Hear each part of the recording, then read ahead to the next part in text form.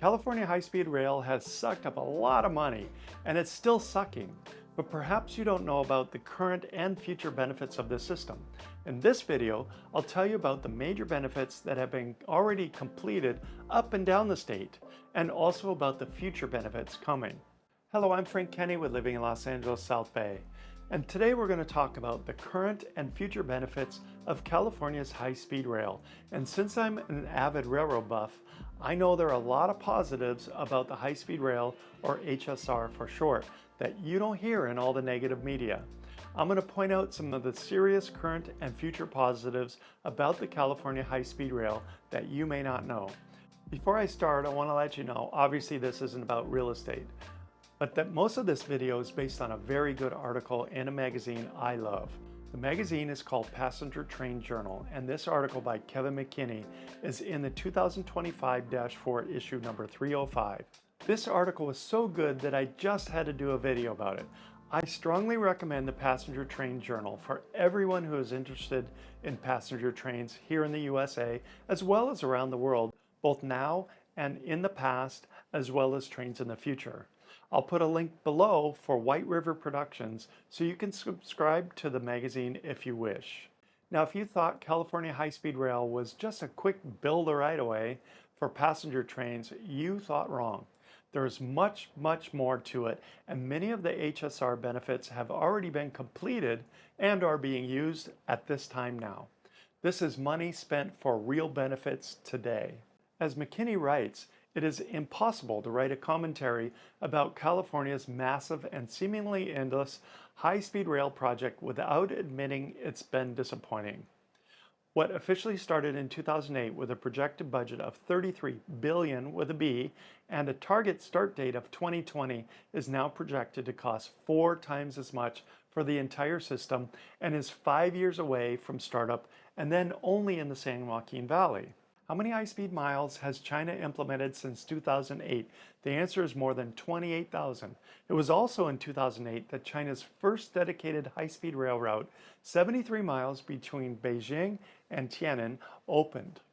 Now, during the 17 years since 2008, numerous high-speed lines have been started in Europe, where, unlike China, consideration must be given to property rights.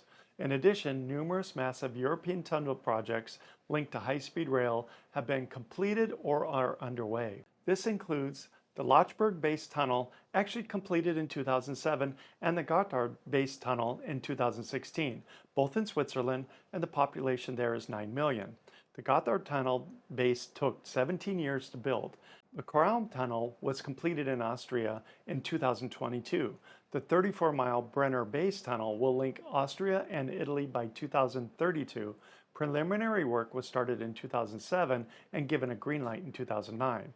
The Follo line in Norway, a 22-kilometer double-track line, mostly a tunnel, opened in 2022. London's 73-mile crossrail, the Elizabeth line, was completed in 2022. The Elizabeth line took 13 years to build. And many other high-speed rail lines that have opened in Spain, Italy, and elsewhere on the continent involve the construction of multiple tunnels. 2 other notable tunnel projects underway are the Fehmarnbelt Tunnel under the Baltic Sea between Denmark and Germany, and the Lyon to Turin Tunnel between France and Italy. Keep in mind, however, that societies that must consider property rights and the environment, unlike China, do not build tunnels, bridges, and high-speed rail overnight. Okay, what are the benefits of California high-speed rail? Well, with the seemingly slow progress in California and now the attacks from Washington, including withdrawing $4 billion in previously committed funds, even some high-speed rail advocates may be tempted to abandon hope and admit defeat. However, defeat should not be an option. Instead, now is the time to review and publicize what has been accomplished and promote the benefits that California high-speed rail will eventually bring, and take stock of what California would face without completing the project. It is also time to analyze the problems and mistakes encountered in the California effort and determine how high-speed rail projects in California and other parts of the United States, as well as in Canada, can be completed in far less time and without strained budgets. It would seem that Ian Chowdhury, CEO of California High-Speed Rail since August of 2024, is thinking along these very lines. Chowdhury's background includes more than 30 years of experience working on major projects in 18 countries, including high-speed rail in Spain and France. His experience in the United States includes the Dulles Airport WMATA line in Washington, D.C., and more recently a proposed link between Ontario Airport and Brightline West's future in Rancho Cucamonga Station in Southern California. Chowdhury is currently planning to accelerate construction, that is, build faster and lay track sooner, is the objective according to a 2025 project update, and bring in private sector funding. One example, tech companies are interested in tapping into the high-speed rail power grid, which is based on renewable energy in order to power consuming centers in the Fresno area. Now, after federal high-speed funds were recently canceled, his response to DOT Secretary Duffy included some of the high-speed rail accomplishments to date and the economic benefits the construction has provided. There have been to date 14,700 jobs created, $22.6 billion in economic impact, and participation by 860 small businesses. There's also been regional investments and progress. In Northern California, for example, $714 million from high-speed rail was combined with $1.7 billion from other local, state, and federal sources to upgrade and electrify Caltrain's line between San Jose and San Francisco, which future high-speed trains will use. Caltrain's popular electrification has substantially increased ridership. A future extension of Caltrain and high-speed rail into the Surface Transit Center in downtown San Francisco will link with multiple transit systems and create benefits for rail and non-rail users. A grade crossing separation in San Mateo on the Caltrain line benefited from $84 million in high-speed rail funds that leveraged $122 million from local, state, and federal sources. Now in Southern California, $77 million from high-speed rail enabled a $156 million upgrade crossing elimination project at Rosecrans Avenue in Santa Fe Springs, benefiting Los Angeles Metro area drivers and eventually benefiting high-speed rail. A $423 million investment by the authority will leverage an additional $527 million for Link US, a project that will turn Los Angeles Union Terminal into a run-through facility benefiting Metrolink commuter trains and Amtrak well before high-speed trains arrive in Los Angeles. In the Central Valley, high-speed rail's current focus is on the Initial Operating System, or IOS, and that is the 171 miles between Bakersfield, Fresno, Madera, and Merced. Sistra TIPSA, a consortium of two engineering firms, has been working for more than a year on the line's design and overhead contact systems. A railhead is being established in Bakersfield to receive ties, tracks, catenary supports, and other materials that are shipped in by rail, with track laying beginning next year. In the valley, 18 grade crossing separations have been completed and 10 are underway, including a new 402-foot-long 4-lane road over existing railroad tracks and the future high-speed rail right-of-way. In another accomplishment, nearly the entire line from the Bay Area to Los Angeles, 463 miles, has already received environmental clearance. Now that's not a small achievement in California, an environmentally sensitive state where many projects take longer than initially anticipated. Now there are other future benefits and alternatives, and the most obvious is green. High-speed rail in California will be electrified and will shift travel from cars and airplanes to rail, just as it has in Europe and other industrialized countries. Look at the success of Brightline in Florida, which is just a mix of higher speed and conventional rail.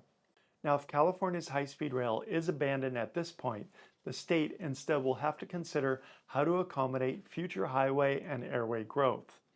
Airports. Anyone who knows California realizes there is no convenient way or location to put a new airport in the San Francisco, San Jose, Sacramento, Los Angeles, or San Diego urban areas, and very few options when it comes to expanding with more runways. Airport terminals are being expanded, but the taxiways and runways can't grow, which will ultimately limit airport growth, as will the inability to obtain enough air traffic controllers. When interstate air schedules are sharply reduced, as they have been with short-haul flights in Europe, more airport and airway capacity will open up for long-distance and international flights, which are more lucrative for airlines and are projected to grow. California is about tapped out when it comes to airport growth. And highways. Just imagine a Texas-style expansion of Interstate 5, or worse yet, expanding California Highway 99 into an interstate design road, or doing anything expansive with Highway 101 closer to the Pacific Ocean and a good deal of extremely valuable real estate. One gets a headache just thinking about the prospect, let alone the cost. And we're about tapped out with those options too. Even if you widen the 99 and the 5 in the valley, they will still be lane restricted due to lack of space in the metropolitan areas, and thus there is no real benefit to expanding those roadways. How about a suggestion? Here's an idea that might make high-speed rail more relevant and sooner. It is offered here without engineering or environmental analysis. Even the authority admits that the Merced to Bakersfield initial operating system, while a critical first step, is not serving a market anywhere near the size of the system that will link San Francisco, San Jose, and Los Angeles, with extensions that will eventually serve Sacramento and San Diego. Accordingly to authority projections, the initial line will not even cover direct operating costs. Although Fresno and Bakersfield are larger than most people might think, with populations of 1.2 million and 900,000 respectively, linking them to a larger anchor would be most helpful for ridership growth. That anchor would be Sacramento, the state capital and 6th largest California urban area at 2.4 million metro population. There would be far more ridership if a through Bakersfield to Sacramento service could be established ahead of schedule. At Sacramento, convenient connections would be possible with the frequent Capital Corridor trains that are operating west to Davis, Emeryville, Oakland, and San Jose. Better yet, dual-mode trains operating on their own could supplement the Capital Corridor schedules and eliminate a change of trains at Sacramento. Imagine finally high-speed trains arriving in the Bay Area years ahead of time, even if only part of the journey is an official high-speed line. How to do it? First, invest in capital improvements on the existing 113-mile rail line between Merced and Sacramento for at least 90-mile-per-hour operation. This would include some new double-track, secure grade crossings, and whatever else it might take to mix fast, not even higher-speed trains with freight trains. Number 2, invest soon enough in dual-mode train sets to provide sufficient frequencies between Bakersfield and Sacramento or beyond to the Bay Area. The dual modes will eventually come in handy at other locations as well, or if there are electrical system problems on electrified lines, so it would be a good investment. California High-Speed Rail proposes 8 round trips initially between Bakersfield and Merced. As many of these as possible, but at least half, should continue beyond Merced to Sacramento and ideally the Bay Area. Build faster and lay track sooner is a great objective. Getting high-speed equipment into the Sacramento and Bay Area markets before it is expected to arrive on high-speed tracks would seem to fit nicely with that goal, and it would generate revenue and enthusiasm earlier than planned. So what's the bottom line here? Well, it's clear we can't add airports and roadways. And widening the 2 major roadways we have now, the 5 and the 99, would not work to any benefit because they will simply be funneled and restricted in the metropolitan areas. That leaves rail transportation, and that is a very viable option. Much of the benefits of the California high-speed rail has already been gained, but investments in various areas of the state, not including high-speed rail right away, being built. The California population is simply going to keep increasing, so traffic isn't going to get better, and there are only so many airplanes that can be put into the air. Rail is simply the best option for the California future. And these are my thoughts. What are yours? Okay, I hope you enjoyed this video and learned a lot of great information that just isn't delivered by the mainstream media. Probably because it's not bad news, but it's good news, and who wants to hear about good news, right? Well, once again, the magazine is called Passenger Train Journal, and this article by Kevin McKinney is in the 2025-4 issue number 305. I strongly recommend the Passenger Train Journal for everyone who is interested in passenger trains here in the USA as well as around the world, both now, in the past, as well as trains in the future. I'll put a link to White River Productions below so you can subscribe to the magazine if you wish. I have no financial interest in White River Productions. Please like and subscribe to my YouTube channel so you're guaranteed to get all of our current helpful videos, and please feel free to share these useful videos with your family and friends. Well, this is Frank Kenny with Living in Los Angeles South Bay, and I'll see you on the next video.